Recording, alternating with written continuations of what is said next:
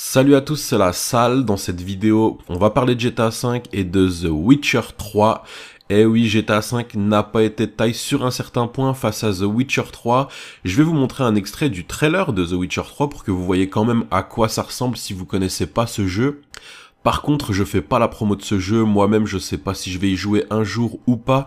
Il y a plus de chances d'ailleurs que j'y joue pas du tout, ou qu'il rentre jamais dans ma console. Alors pas parce que j'aime pas le jeu, bien au contraire, il a l'air vraiment pas mal, mais c'est surtout parce que même si je l'achète, j'aurai pas forcément le temps d'y jouer. Et il y a pas mal de jeux comme ça auxquels j'aurais bien aimé jouer plus longuement, mais par manque de temps, je peux pas, donc la plupart du temps, je fais que les tester quelques minutes, voire quelques heures, et hop, retour dans la boîte, et ensuite je le file à quelqu'un. Alors c'est parti pour l'extrait de The Witcher 3, et je vous dis ensuite de quoi il s'agit.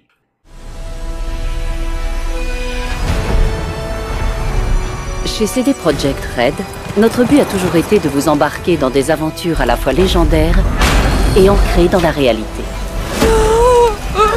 De vous raconter des histoires où une magie puissante, des créatures fantastiques et des prophéties ancestrales se mêlent aux enjeux du fanatisme religieux, des crimes de guerre et même du racisme. Vous avez vu ses oreilles? C'est une elfe. Donc voilà, pour ceux qui connaissaient pas, vous avez un aperçu du jeu, donc à quoi il ressemble.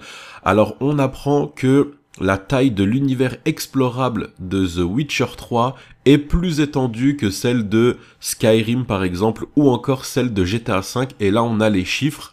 Alors la carte du monde de The Witcher 3, elle fait approximativement 136 km², et ça c'est sans compter les régions additionnelles, donc qui gravitent autour de ce qu'on appelle Novigrad, No Man's Land et les îles de Skellige, donc ça c'est des bouts de terre qui font partie du jeu. Alors la map, elle a été récemment mise en évidence dans le cadre d'un trailer, et on a vu qu'elle était très vaste, tellement vaste d'ailleurs qu'elle a battu d'autres jeux open world, et on s'attendait pas à ça. Alors c'est le cas de Skyrim, donc Skyrim c'est 39 km² de map, donc la map de The Witcher 3, elle est 4 fois plus grande que celle de Skyrim. Ceux qui ont joué à Skyrim, ils peuvent vous dire que c'est énorme.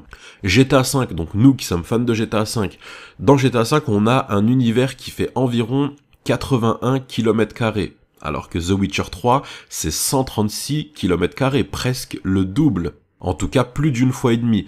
Après, il y a d'autres jeux, comme par exemple Far Cry 4, qui fait 46 km², Red Dead Redemption, qui fait 41 km², GTA San Andreas, qui fait 36 km². Donc c'est tout simplement pour dire que la map de The Witcher 3 est beaucoup plus grande que les maps qu'on a vues jusque-là. Donc ceux qui veulent jouer à un jeu open world avec une map gigantesque et que justement ils se plaignent d'avoir toujours des petites maps, eh ben The Witcher 3, il est fait pour vous tout simplement. Après, faut aimer le type de jeu et faut aussi avoir le temps d'y jouer. On va quand même rappeler la date de sortie du jeu, donc c'est le 19 mai 2015 et il sera disponible sur PC, sur PS4 et sur Xbox One. Donc voilà, vous avez toutes les infos, libre à vous d'y jouer ou non. C'est tout pour cette vidéo et moi je vous dis à tout à l'heure. Ciao ciao.